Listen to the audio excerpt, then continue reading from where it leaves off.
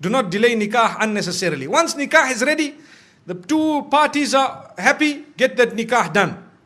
So that any relation that happens between them thereafter happens in a way that is permissible. Remember that. Sometimes people say, no, my daughter is engaged. Brother, 3 years later, your daughter, no, she's engaged. I say, but brother, 3 years have passed. She had 2 abortions in the process. Do you know that? I'm not joking. I'm serious. My parents, you don't know what we know. They come to us for help when they cannot talk to you. I know.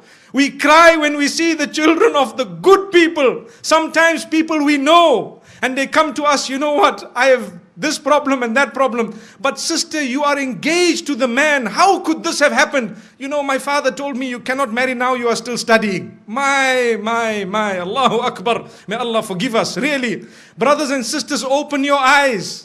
See what is going on. Ask the people what is happening. If you think we are not living in an era of hypersexuality, you are dreaming. You are dreaming. You are living in a dream world. We are living in the dirtiest society up to this age. There has never ever been a more hypersexual society than ours.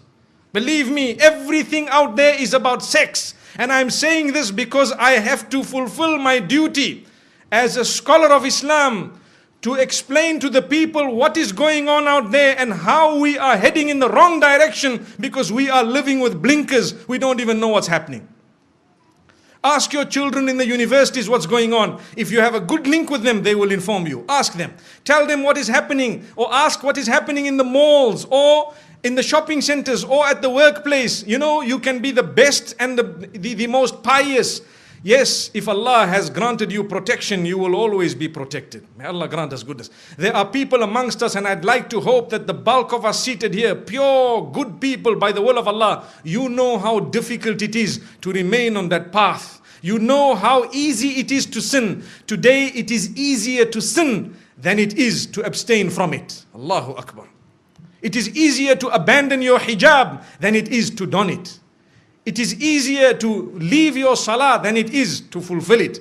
That is because the environment has made it so difficult to engage in that which is correct. But my brothers and sisters, this is why I say do not delay nikah. It's not just my statement, it is a teaching that has come to us from the best of creation. Don't delay it.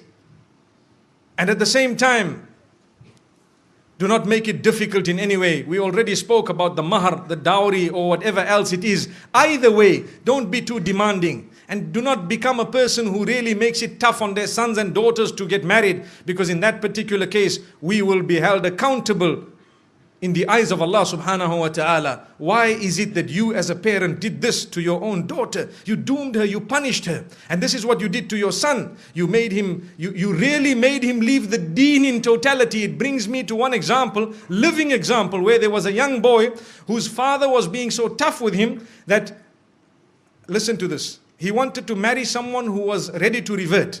So his father told him, no, not over my dead body. What am I going to tell my friends and society, my brothers and my